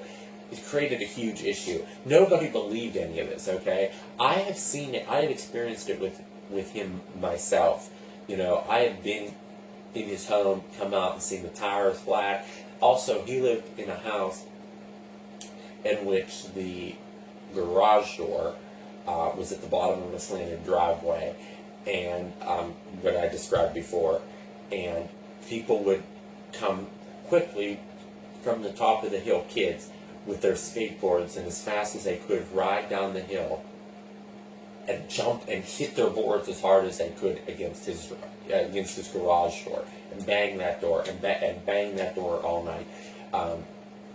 And of course, when it's kids. You tell the cops this, and they say, "Oh, it's just kids," and they're going to watch, of course. And then it started getting a lot worse. The harassment continued, but he could deal with that. But then what they started doing is bringing these spiders and putting them in his home. I don't know how they came up with this, but his house seemed to be constantly inundated by these spiders and he had bites all over his body. It almost looked like mites or something. I don't even necessarily know that they were spiders. He claimed that they were spiders, but I think that they really must have been bed bugs or some sort of mite. And he would get these big red pock marks all over his arms, all over his body. And of course, he picks at them, and, he goes to the dermatologist, and they're telling him, "No, you're crazy, oh yeah, those marks aren't because of bugs, that's just because you picked." Meanwhile, he had these damn things on slides. He had actually prepared slides of them, bought a microscope, and you could see the damn things. And he took them to the doctors. The doctors would not even look at them, would not even look at the slide. So, which is part of the gang stalking system, to make you look like you're crazy. And that makes him look like he's crazy. He has exterminators come in. He had this thing done where they basically put a plastic bag over your house and fumigate your whole house. Very expensive, constant fumigations, nothing. Even in his car, it started. So, keys, I guess they made copies of his keys, and they were constantly coming in. His house was constantly filled with these spiders. He was having exterminators in his house almost once a month. And he would notice that if he had an exterminator, and eventually we didn't understand. We thought it was like he just started telling people, "Oh, I have a bug problem. I don't understand where this is coming." He thought it was because the house next door to him had been torn down. And he thought that the pests had migrated to his home, but and he didn't understand that they were doing this to him. So eventually he came to understand that. Later on, as this continued, he found out, as he tried to figure this out, he found out that after he had the exterminators come, the pests would almost be completely gone until he left his house again. And that's how he really figured it out. And of course, during this time, he's writing to this girl about all this stuff, who basically was their front man to see what he understood about it. That was their into his mind. That he would say, "Oh, I have this spider problem," and then they would know, "Oh, well, he hasn't figured out that it's the perps yet." So basically, it continued. Threats. Then he started getting more direct things like, if you don't stop, then it became obvious. If you don't stop, you're going to be killed. We're going to put you away. We're going to say you're nuts. The police had been called by his neighbors, apparently. multiple times, saying that he was crazy, and they were concerned for the children in the area. So basically, the harassment continued. Like I said, lights flashing all night. He had a security system installed. They fucked it up. They disabled it. Basically ruined it. And what good is it anyways? Like I said, because it was wireless and they had the cell phone thing. He had to basically unplug his computer at all times. It continued. There were several times, I should say this, I mean, he never had the V2K thing, but he had experienced several times they had threatened him, and, he experienced extreme electric shocks over his body, extreme pain, like that he was laying on a sofa and could not move because the pain was so great, which basically paralyzed him for several hours at one point. And of course they believed all this is mental. The doctors are all about getting people in and getting people out. They didn't care about learning about the situation. So it just continued. He had sent information to the national. He had captured these bugs, sent them to the national labs, all this stuff. He had, at this point, he had bite marks all over his body. He could not sleep at night. He had netting installed around his bed. And of course, what good does that do? Because when he left the house, they were coming and putting stuff in his bed anyways. So later on, his tactic was he basically had to abandon his house because he knew that they knew, where he lived, obviously, and he wanted to get away from there. And the less time he spent at home, he felt safer. He actually felt safer sleeping in a car in a parking lot somewhere, or because hotel rooms are very expensive. For one night, maybe not so bad, but when you do this over a 6-month period, hotel rooms are very expensive. And of course, some hotels would offer him, you can stay here, for a set price, small hotel. And what's the point of that? Because if they would find out he was staying at that hotel, they would just recreate what was going on at his house. And several times, for a while, he did actually try to do that. He had moved into a semi-permanent hotel for a couple months. And, of course, they brought the spiders there and stuff. And see, when he would tell people about this, the spiders are following me, people think you're nuts. These pests. And I really want to emphasize, I'm not sure that they were spiders. They may have been bed bugs or something. But anyways, we don't really have any identification of them. He sent them in, like I said, to the labs, never heard anything back. So basically, this was continuing. I'm trying to think of other things that they did. Like I said, the constant, and then the other thing they were doing was leaving messages on his car, leaving things under his windshield wiper. He had one perp, was this girl, and he actually found out where she was. He used to go out to restaurants and stuff, and this one perp kept messing with him. He found out what kind of car she drove, and because this was a girl that had flirted with him and stuff like that. So he found out what kind of car she drove. She drove a white van, and he didn't get the license plate number though. So basically, he knew though he had seen that white van. This is a relatively small area. He had seen that white van in town a few times. Before. And basically he just waited and kept waiting, and finally he found out where she was coming from and where she was going. And she lived about 6 hours away, which just goes to show you they bring in perps from out of town. He found out where she worked. He waited on the side of the highway, finally did get her license plate number. Finally did find out, and he used to go to her, then he went to where she worked. She worked at like a coffee, probably just a front job. It was just a front job. She worked at like a Dunkin' Donuts or something. And he would go there, and of course she would see him there, and it was like his way of turning it back on her. But, you know, they really didn't like that. That when he started messing with one of them, that's when the system really came down and hit him hard. The harassment really ratcheted up. The threats really ratcheted up. I mean, he was to the point that he was not sleeping anywhere. His car had been, he had wrecked his car 3 times because he wasn't sleeping. They later found out that something had been done to his gas pedal, something had been fucked with in his car. You know, they were trying to take his license from him because remember, he's probably in his late 70s now. And, you know, and of course his car is his only way out. So he wrecks his car.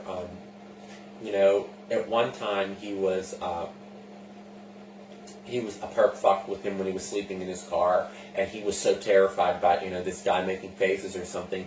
You know, you wake up and you hear someone knocking on your window and they're making faces at you and stuff. You know, he just turned the car around and floored it, and he had wrecked the car. So finally, on his 3rd car that he was on,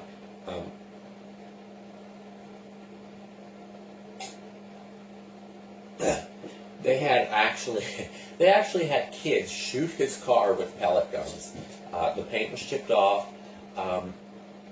Little dents all across, a brand new car, by the way. Dents all across it. Things like that, you know, loosening the bolts on the wheels.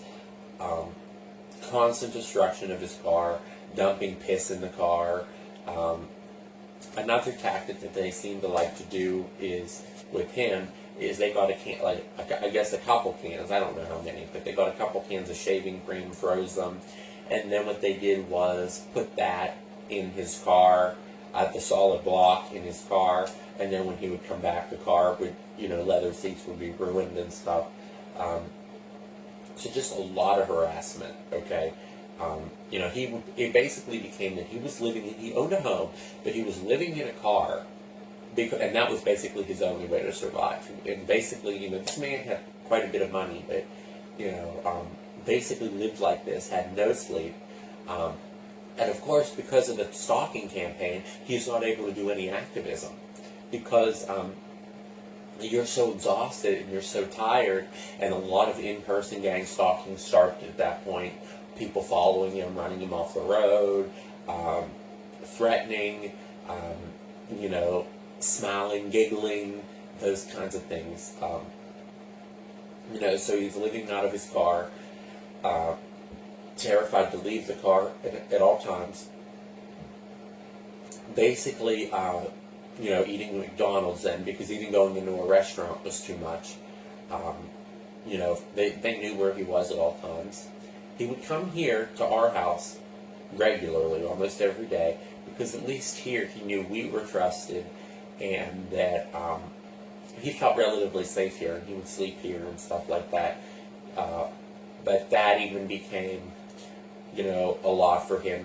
I'm not sure if you know, but he had particularly this incident happen. You can buy lasers that are extremely powerful, enough to like burn into things. And on numerous occasions, he had people following him and shooting these lasers into his car.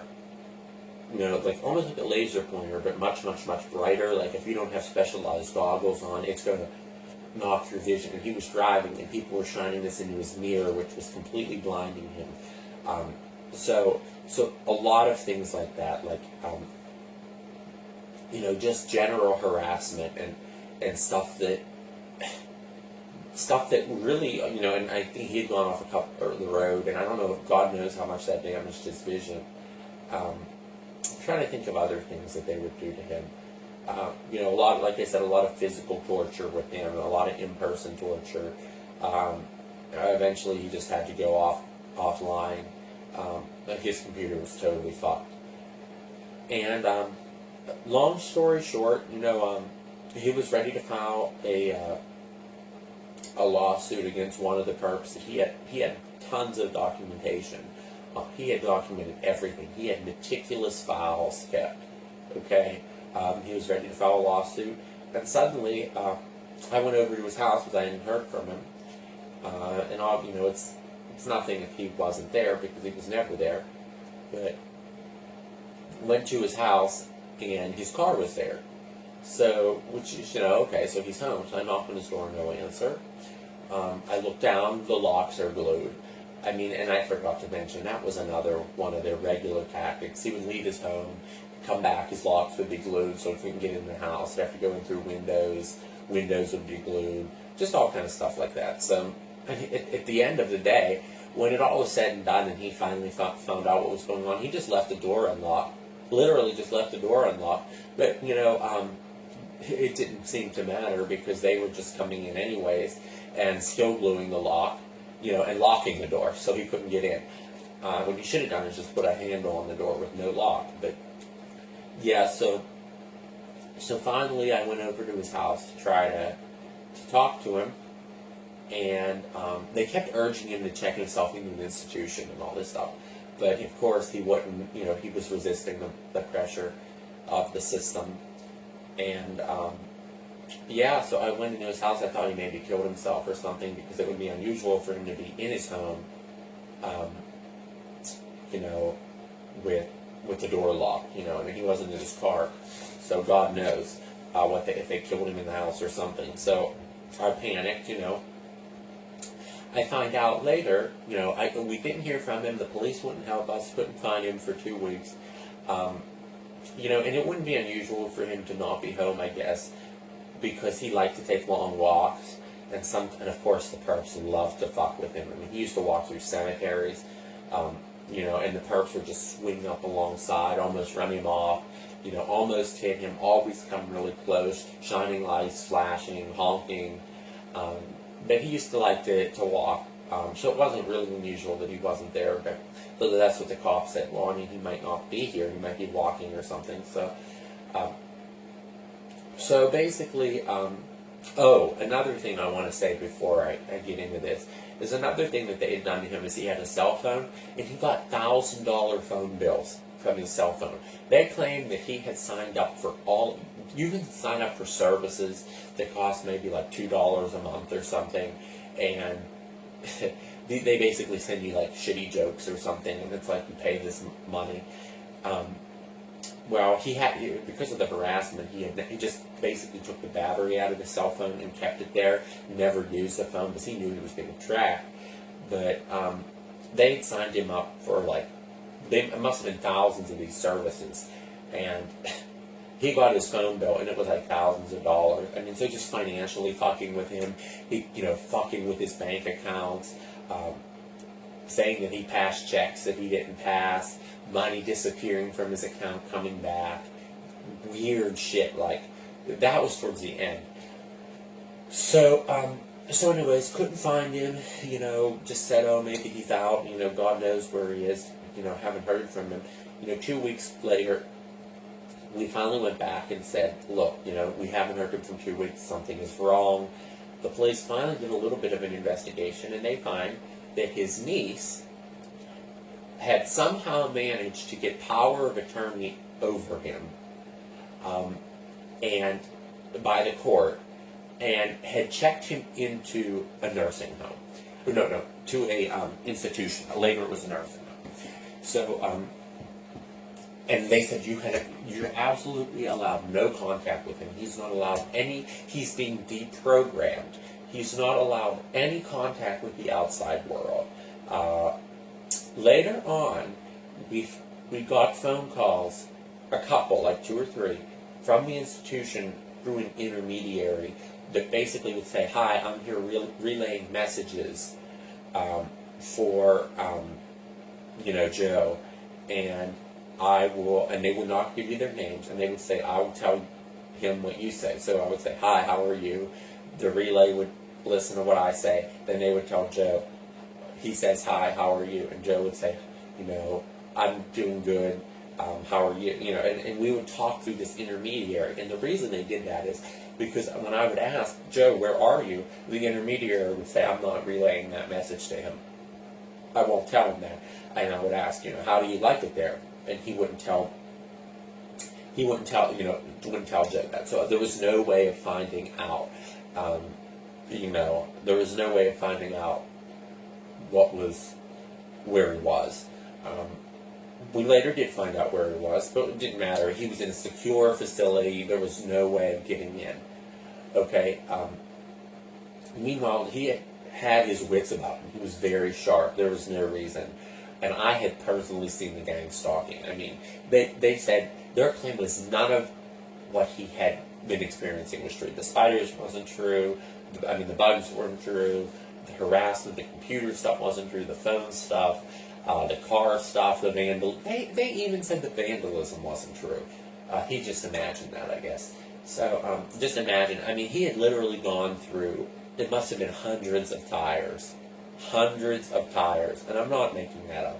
Hundreds of tires on his car. Constantly fucking with him. Constant pins in his tires. And, there was no way around it. So, so he was put into an institution. They said, you're not allowed any contact with him. After that third call through the intermediary, I never heard from him again. I later find out from his sister, who later died, a couple weeks later died, so he has no relatives except his niece now, who says, his sister tells my mother, oh yeah, he was put into a nursing home. We can't tell you where. We will not tell you where, and basically he has he's not allowed any contact. I eventually went to almost every nursing home, found out where he was. I go there, and I just show up, and I go to talk to him, and they let me in. So I guess they had been checking the list, or whoever was doing whatever wasn't doing their job. And I sit there and talk to him, and he said, yeah, he had his wits about him, but he was heavily medicated. They had been giving him this was about 7 or 8 months after he disappeared. So, heavily medicated. He knew who I was, though, and said, I don't know what's happening. They took me here, and they won't let me out. And the harassment subsided when he was there, of course. But there were still perps. I guess there was one of the nurses, basically, was a perp that was fucking with him constantly and stuff. So he basically said, that they had one. They had labeled him. They had a psychiatrist come in and say he was schizophrenic, he was psychotic, all this stuff. He was imagining all this. So, about 3 or 4 minutes in, and he said, his niece had imposed all of these rules on him. Like, he was not allowed to have his door closed. He was not allowed any visitors. He was not allowed any phone calls. He wasn't allowed any mail. Basically, he was held as a prisoner. No rights, essentially. Long story short, he basically 5 minutes later, the nurses come in the room and they say, we just talked to the niece, you must leave now, we're calling the police, you have to leave the facility, there's been a security breach, you aren't allowed in here, and that was and they immediately grabbed me and took me out of the room. And they said, you're never allowed to see him again, and I don't even know if he's still at that facility. My guess is that they've moved him. Because we have sent letters from different states and stuff to him to see if anything would get through, and everything is being rejected, which is an indication that he's no longer there. Then again, I don't know, maybe they're just refusing the mail. So either is a possibility. But, so we don't know. He's never allowed to leave the facility. And he is kept under close monitoring. So why would the niece do this? It's not because she really believed that he was crazy. It's because she was given a kickback from this system. I later found out that she'd been looking for a job, and suddenly she got a very hard to get teaching job as almost a superintendent of a school. And she had very little experience. So they basically gave her a little promo, God knows, and the other thing was, he had quite a bit of money, and she was getting control over all of that.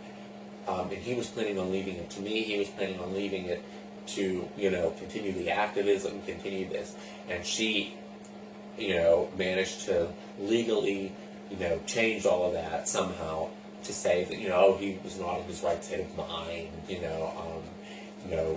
this activism and stuff that he wanted to do is insane, let me have control, basically, of his money. Basically, it did, and God knows the corrupt judges or whatever, how she did that through the court system.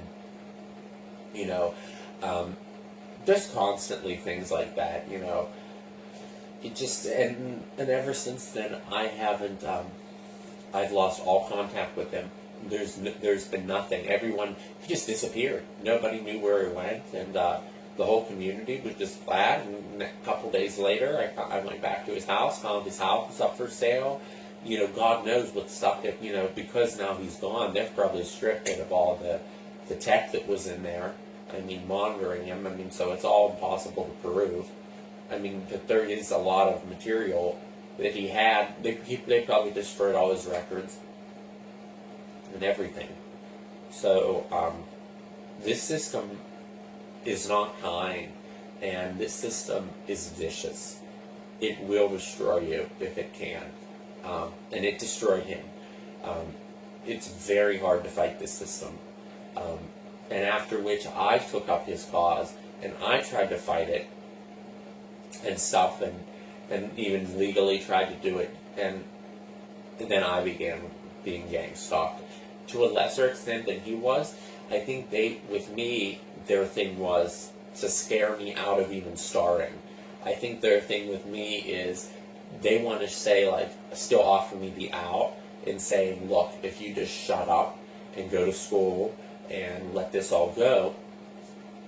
I'm 24, by the way.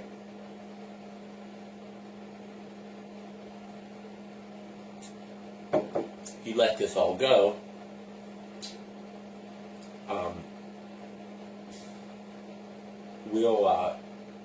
we'll stop, and you'll have a nice life, and and the shit that they do, now that I experience it firsthand, it's just unbelievable. You'll be sitting on a park bench or something, or just waiting, and someone will pull up, in the winter. A car will pull up and stop in front of you and just put their exhaust, run their engine and put their exhaust up in your face and just sit there. Just that kind of stuff. It's stuff that nobody would ever do. And a lot of it. If one person did that, okay. But if it's happening daily, you're getting that kind of stuff followed. People taking pictures of you, laughing at you, pointing is another one. All the tactics that we talked about, just interspersed. And it's very scary, and it's very easy to just forget. And it's a very easy thing to do, to just say, look, I'm not going to fight the system. I'm going to just let it go. I'm going to just live my normal life and forget about what they did to him, forget about the whole gang stalking system, and just move on. But if you do that, not only are you giving up and you're a traitor, but you're really just furthering the system and hurting other people. And not everybody is given the out, okay? Not everybody has a choice to participate like that. Some people that are human experimentees or pedophile ring people must be continuously discredited. Those people will never be given a chance back in, especially the human experimentees, the activists. You're gone. You're a lifelong target.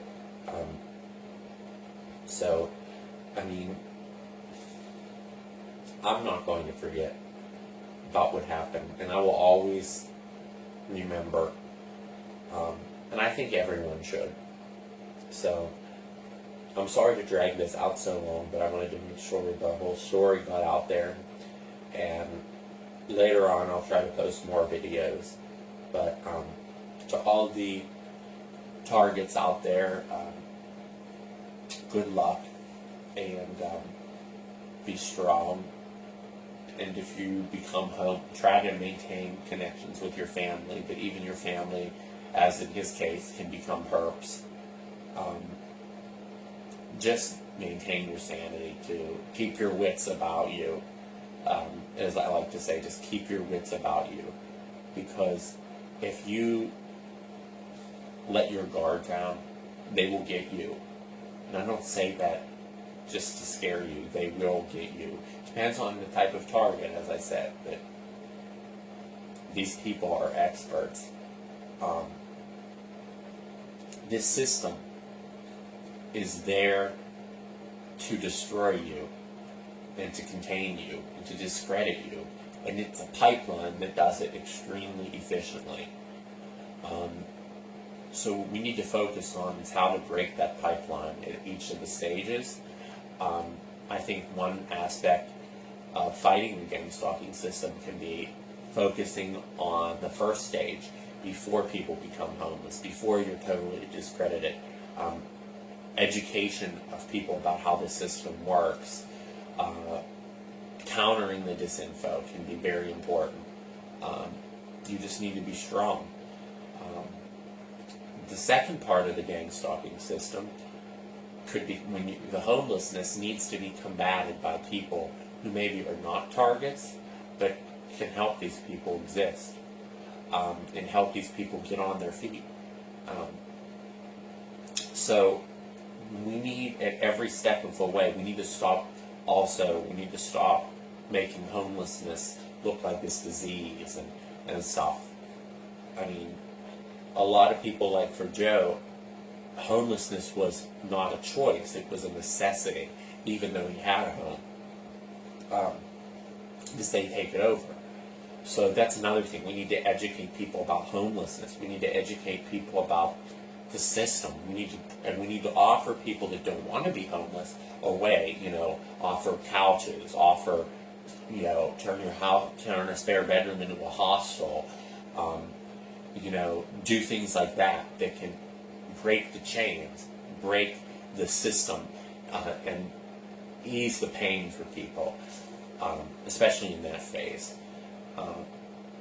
And the other thing is we need to constantly make sure we don't encourage people to commit suicide. And we need to make sure that people make it clear that you have no intention of committing suicide. We also need to fight people who get on these psychiatric drugs. We need to stop the psychiatric system. You need to help people avoid the psychiatric system. You need to help people steer away from that, because the psychiatric system is there to label you. The same as the criminal justice system. It's there to give you a label as a felon. Once you have a label as a felon, you're discredited. You can't file a lawsuit, you can't do anything, you can't run for office, all this stuff. The same with the psychiatric system. Once you have a label, someone will dig that up. You're not going to, be able to affect any sort of change. So, and then they'll put you on medications that'll basically numb you, and basically give you a lobotomy. So good luck, everyone. I hope you watched the whole thing. I'm sure I rambled a lot, but I'm just doing the best I can do, and that's all we can ever do. So, if you want to talk or you have any questions, feel free to send me a message. Thank you.